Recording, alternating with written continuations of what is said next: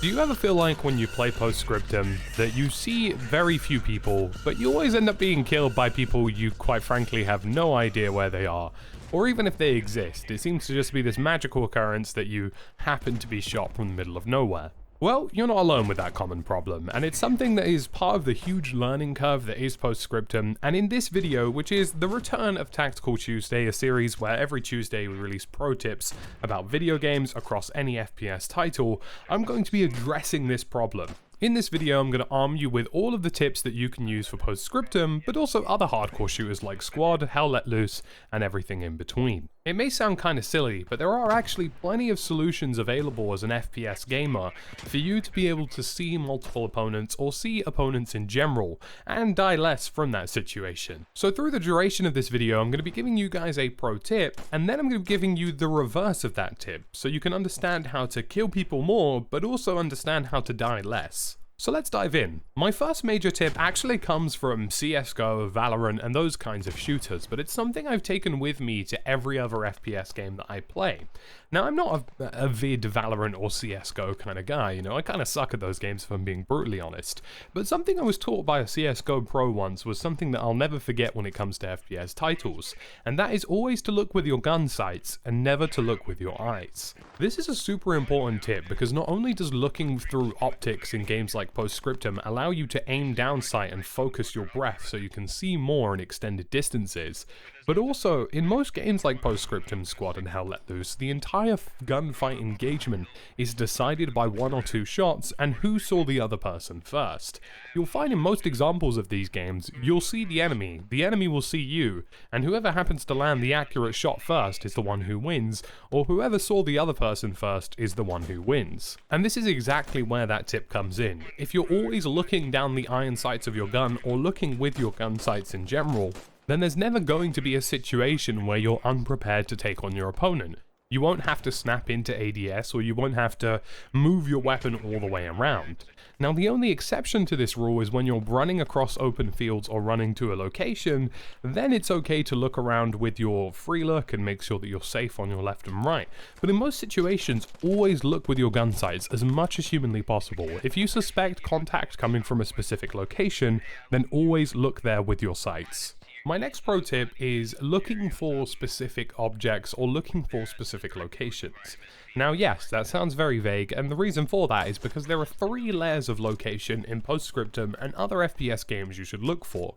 The first one is concealment, the second one is hard cover, and the final one is a vantage point. In these games, people traditionally tend to look towards things that will give them an advantage in the game. So if that's some kind of concealment, some kind of hard cover, or some kind of vantage point, that's what they're going to go for. Traditionally, people look for something that makes them feel safe, or puts them in a position of power, or something that will give them elevation. So whenever I play these games, the first thing I look for is there a vantage point? Is there a height advantage anywhere in the area that I'm in that somebody would naturally gravitate towards? Because chances are, that's going to be the first person who could get a good line on me, and the first person who could kill me. The next is looking for hard cover. Are there any people on walls? Are there any people in trenches? Or are there any people in buildings that could have windows for them to use? These traditionally are what people will gravitate towards because hard cover is effectively the only thing in these games that makes people safe from bullets and explosions, so people tend to go towards those as much as humanly possible. So always look for hard cover, look for buildings, look for, even if it's just a 1-story building with not much in the way of defenses, it's still better than being out in an open field, and people are naturally quite aware of that. And the final one is concealment. Always look for bush lines, look for, heavy levels of foliage. People traditionally aren't that stupid in these games, and they're not going to sit in one individual bush. Chances are they're looking for a relatively thick hedgerow which will give them some level of concealment. And concealment, in my opinion, tends to be what most people gravitate towards in open fields, and what most people gravitate towards when there's literally no hard cover or vantage points in the entire area. You'll very rarely catch somebody in these games running out in the open. Now let's apply apply this tip in reverse. If you're somebody who is looking for a position to fight the enemies from, well, it's pretty obvious that a vantage point such as a really tall tower is going to be the most obvious location for enemies to look for. Also, the same applies to, an individual building when there aren't any other buildings in the area, or an individual hedgerow when there aren't any other hedgerows in the area. There are some locations that are simply too obvious and simply too painfully obvious. A good example is the sniper towers on Utah Beach. Everybody knows that people go there, so why bother in the first place, right? Something I do my best to do as a player, unless I need to go towards a certain location for an objective, or I need to go to a certain location to deal with a certain element like an AA cannon, I very rarely head towards obvious locations, and this kind of links into flanking gameplay.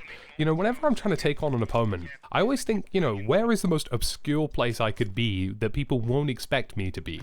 Because the second you fire a shot in these games, everybody can hear that shot and will have a rough bearing of where you are.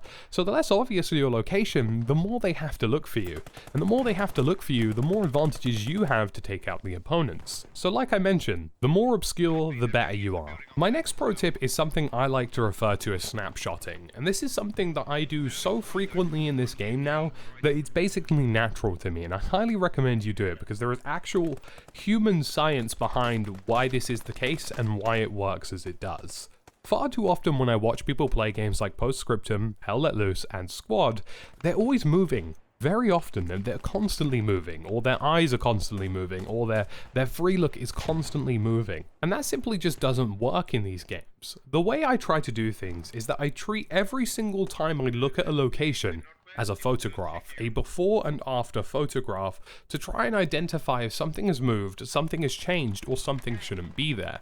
The human brain is literally configured to recognize patterns. It's literally configured to recognize facial expressions, changes in environment, and the same applies to when you're in a game here. If you treat every single situation as a still frame photo, you'll understand and kind of process whenever there's a change in that pattern. You'll notice if somebody moves across a field, you'll notice if something in a bush looks out of place or something's been added to a location. And that tends to be what I do. I tend to take a relatively still stance. I don't look around very often. I look at the same place for a reasonably long time. And the reason I do that is because it only takes a little bit of movement when I'm doing that for me to identify that there are enemies in a location. So I really do recommend that. Treat every single engagement as a single still picture. Sit there for a little while, be patient, look in a direction, and slowly but surely you'll begin to identify changes in patterns such as enemies moving or people moving from cover to cover. I call this snapshotting because every time I look in a new location, I try to do the same thing. I take a still stance, I look in the location, and I see what moves, what changes. Is there a pattern that's being broken here, or is there a change in lighting, a change in something that will make me identify an enemy player? And the reverse of this applies to staying in cover. There is the opposite of this as another pro tip for you. As we've just mentioned, the human brain is most likely configured to recognize changes in pattern, changes in movement, changes in lighting, everything humanly possible. So the less your character moves, or the less obviously your character moves, the more likely you are to not be spotted. For example, you'll rarely catch me in this game sprinting out in an open field. You'll also very rarely catch me in this game skylining, which is when you have your character peek over a hilltop and there is a lighting source in the background, because that creates a very obvious silhouette for your character. The more obscure your movement, the more concealed your movement is, and the less obvious you make yourself, the less likely you'll get shot and killed. A good example of this is when you're looking out of a window from a building. If you look out the window from a building and you have a white backdrop behind you, then if you're wearing a dark uniform, it's very obvious. It's a very clear silhouette to an enemy player to look at that location and identify that something isn't quite right with that window and shoot in your direction. So look for something that has a dark backdrop, look for something that has a bush backdrop or something with concealment that makes it significantly more harder for enemies to spot your location. My next pro tip is don't stop for anything. I see this very frequently in this game, but so many people in this game, when they decide to move to a location, they aim down their sights in a field or they stop in a field. Don't do that. Always keep moving to your location and don't stop for nothing. Because the second you start running in this game, you're breaking the patterns. People are very obviously recognizing your movement in the field, and if you stop, they'll know you're there. So just keep moving until you get to your next level of cover or next level of concealment. You'll often see in this game, even if I know I've been spotted by a guy to the right or left of me who's like 50, 100 meters away, I won't stop to shoot at him. I'll keep running because I need to get to my level of concealment or cover to maintain an advantageous position. And now for the reverse of that, as another pro tip, it's very common in this game that people stop to bound in certain locations. People need to recharge their stamina or take a canteen break. So often, or more often than not, when you have an open field that's separated by numerous layers of cover, you should always be looking between those covers. You should always be looking at the open field between the gaps, because eventually players need to move to those locations to make any critical plays. My final pro tip is kind of a cheesy / cheap one, but it's worth it, and that comes down to your settings and your actual in-game setup. You know, something I massively recommend, if you can afford it and you have the wallet to do so, making the jump from 1080p to 1440p is almost like a hack in these games, because you're getting effectively double or triple the pixel count, which means that there are more pixels on screen, which means it's more likely for you to spot an enemy or spot a change in pattern that's happening on screen. And I highly recommend it. You know, I think a lot of the most, potent players of these games, both on YouTube and on streams and stuff, all have 1440p and above monitors, and that's why they're so good at these games, is because there's a visual element to that. So if you can definitely afford it, or if it's something you're considering in terms of buying a PC, I really recommend 1440p and above. It makes a huge difference to your game, and it's something I would highly go for.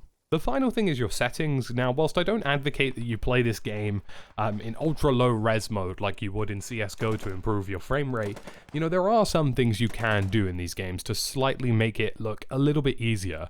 One thing I tend to do is I tend to lower my shadows ever so slightly and adjust my gamma ever so slightly upward, and that doesn't make the game look cheap. It's not a cheap way of seeing opponents, but you need a bit of contrast. You need a good level of contrast between the backdrop and your opponent to make these scenes, and I find it especially in Hell Let Loose, if you have everything just set to max, it's incredibly hard to differentiate opponents from backdrops. So it's something that I recommend you mess around with to see if you can find a settings combination that's optimal to you without degrading the overall look of the game. You know, these games are built to be incredibly good looking, and the worst thing about it is when you get those guys who run everything on low, even though they have like the best rig imaginable, just so they can see everything. It's not something I traditionally advocate.